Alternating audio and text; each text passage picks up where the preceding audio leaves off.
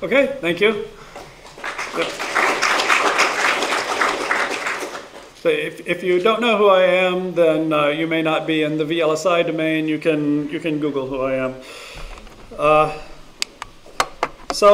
I'd say half of VLSI talks include a graph of Moore's law. This is my slide of Moore's law. The reason I wanted to show it is because Moore's law represents the fact that design in VLSI has been performance-driven, just completely, totally performance-driven. And of course, being performance-driven, that comes at a cost, a literal cost. And the cost of making a mask set for any process, somewhere around 65 nanometers, that exceeded the median cost of a house in the US. I like to use that as a reference. And of course, people who are doing prototyping designs don't have to pay for the mask cost, but the mask cost has to be paid by somebody. And so even if you distribute that cost over a number of projects in an MPW, it's still expensive, and it's still out of the price range for a hobbyist, for instance. If you want to do something useful, like over here, this is our Caravelle chip from eFabless. The core processor of that is a very small CPU. That's about the minimum size of something useful you can do. And it's still 2 millimeters squared in a 130 nanometer process, and so that's still in the cost of thousands of dollars. So the point is that the cost is not just the cost of the silicon, it's also the cost of failure if your thing doesn't work. And the thing is that standard design processes essentially assume that you have a PDK with essentially perfect data. And that's because foundry data for established nodes has come from PDKs that are, they're generating PDKs that are generally reliable. That's because they have done this over numerous iterations of silicon, and that's what they give to you when you buy a proprietary PDK. So the traditional design methodologies all assume this idea that your data is perfect, and so all you do is you test your design over process corners, over PVT, and if that works, you're good. And if it doesn't work, you might try doing Monte Carlo simulation, which is a little easier to meet, and if that works, you're good. And that sets your probability bounds that you're going to get first-time working silicon. Now the problem is you get an open source PDK. You throw an open source PDK into the mix, and now the trust in that PDK goes way down. The reason is the open PDK has been pulled from many, many sources, and some of the data sources, I've been involved in the open sourcing of the Skywater process, and the problem with that was we get all these data formats. Some of them are proprietary, so we can't use them. And so we pull data from wherever we can find it in the files that the Foundry sent to us. And in some cases, we find that those files don't even have the right data because they weren't part of the commercial flow. They were just some other file format, and nobody paid attention to what was in that file. And so you find it's completely broken. So until we have many more measurements on open source silicon, if you're starting with any new project, then you will need to rely on assorted tools and methods that are in the public domain. Now, there are two approaches to this. You can make your data, try to get your data better, or you can try to design against the data, which is why I call this principles of paranoid design. So for the first part of that, how do you make your data better? So one of the things that commercial tools have that has not been in the open source world until recently is the idea that you can use a field equation solver to figure out what all the parasitics are for your process, because that is one of the main areas where the data is often not very reliable. So I have found this, this is from fastfieldsolvers.com. It's an open source field equation solver called FasterCap. It has 3D and 2D solvers, and I wrote a little project that I put up on GitHub. I'll show the URL for that in the next slide, but essentially it's a bunch of an API and a bunch of routines written in Python that will take a file that describes a process like Skywater 130, for instance, or GF 180, and then build out a number of different metal structures in a FasterCap input format, then make like 100 of those, thousands of those, and then run them through FasterCap. And from that, I've been able to get all these curve traces for how the parasitic capacitances work in this process, and use that then to go improve all the models that I have in my layout program Magic, which does extraction. And I'm getting much better results than I have before using this. And it's also extensible, so if anytime we need to onboard another project, another Foundry process, then it's just a matter of writing an input file, and then we can redo these and get all the coefficients. That plugs back into Magic, and you get your parasitic extraction. So right now I have what I consider to be a pretty good full RC extraction in Magic. And this is an example of me running full RC extraction and then simulating on a Open RAM circuit that Matt sent me. And you can see the difference between in this section here where it's being driven back to mid-range voltage, that in an ideal simulation it goes directly down to the mid-range voltage. In a full RC extracted, it's got a slope to it, and you somewhere else in the simulation you can see where a bit fails because of that. At the same time, we've got tools like the simulators themselves, ngSpice and Zeiss. ngSpice has recently introduced OSDA and OpenVF compilers, which you can run as plugins. That makes it a lot easier for us to use some of the newer models. We have, for instance, a few Verilog A models and the Skywater process that we weren't able to introduce with the original release of the OpenPDK that we can do now. And that's also true of the ReRAM models in Sky 130. And then Zeiss has been doing a lot of development also in the last few years and is getting much more compatible with other versions of Spice. So now the other approach is, rather than try to make your data more reliable, try to design for making something robust, rather than designing for performance.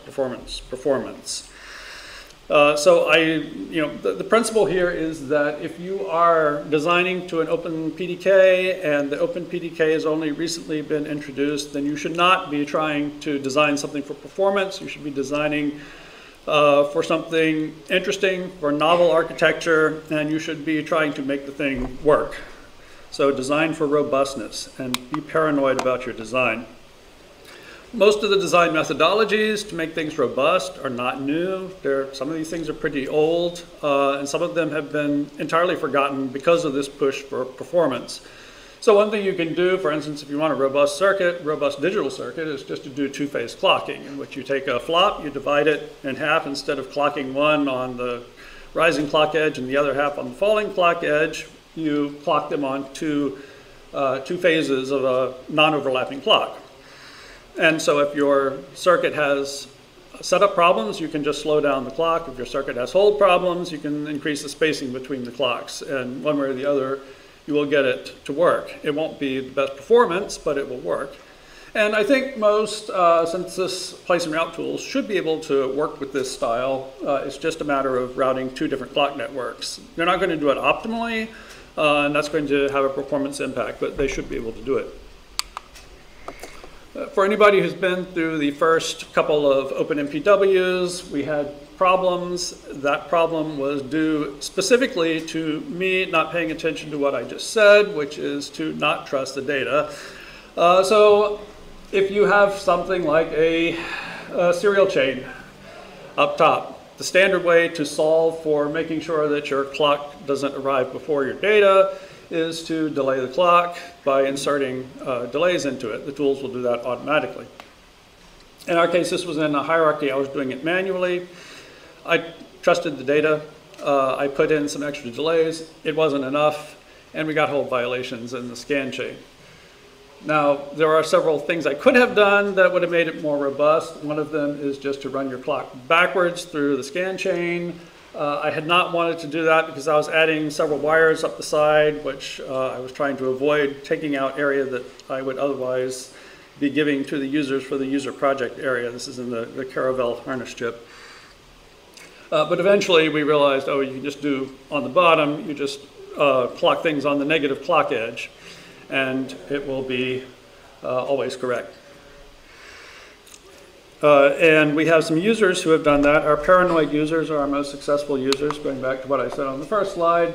You can also do this for instance, an entire subsystem like the wishbone interface. This was suggested by Tobias Strauch, in which you can design the user area so that it is picking up the wishbone clock and clocking on the negative, clocking data on the negative edge of that clock. And as long as you've designed your wishbone interface on the user side for that, then it will work.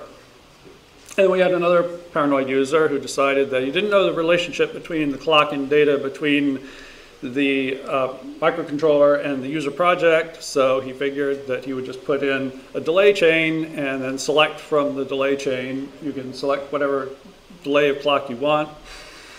And he found one that worked, and he was the first person to get up a full user project that was a complete microcontroller in the user project area.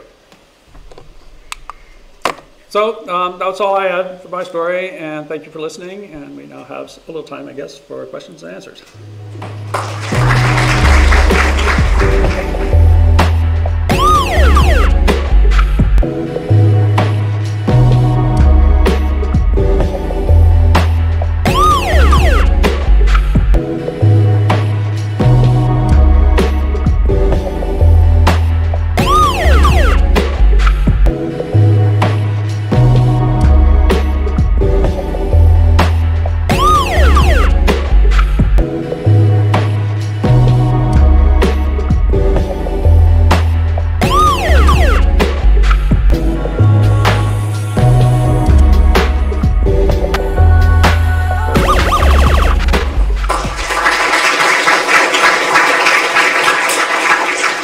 Thank you very much, Jim. So, questions?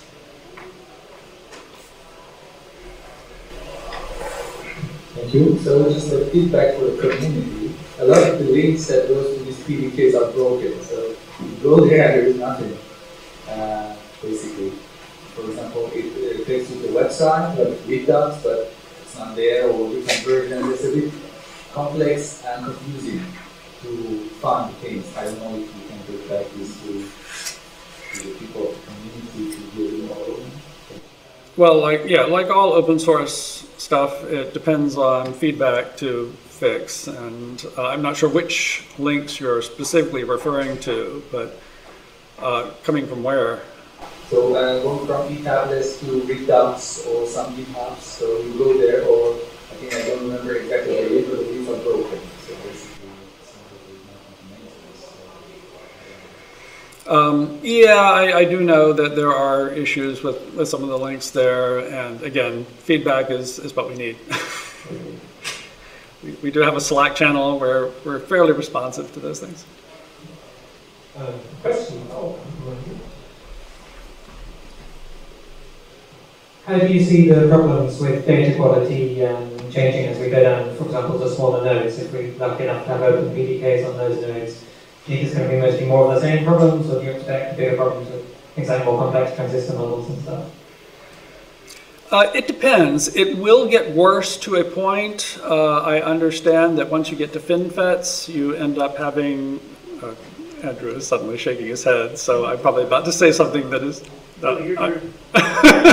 Okay. Anyway, yeah. Once you get to FinFETs, you have a lot of constraints, and there are so many constraints that it actually makes design problems easier in some cases. So it's possible that once you get to FinFETs, the problem just becomes a little easier. But yeah, certainly down to 65, 45 nanometers, all the way down to 28. 28 is probably the worst. So. And we're getting there. And I don't expect to get open source PDKs down in that range anytime soon. The caveat is, or the comment is that it was a big struggle with the provenance of Skywater 130 coming from an IBM. But if a commercial PurePlay node is open source, it will almost from the get-go be much more complete and robust and qualified. So that will be like easier conclusion. Yeah, there are certain levels of trust that are dependent on the level of trust in the foundry to begin with, and the process that's being done. Yeah, Skywater particularly is sort of researchy in the way they do things, and that makes it a little less trustable than some of the other foundries. But then they're also easier to work with and have been the only one so far, followed by GF then, to become open source. More questions? Okay, so we maintain a perfect timing. So thanks again.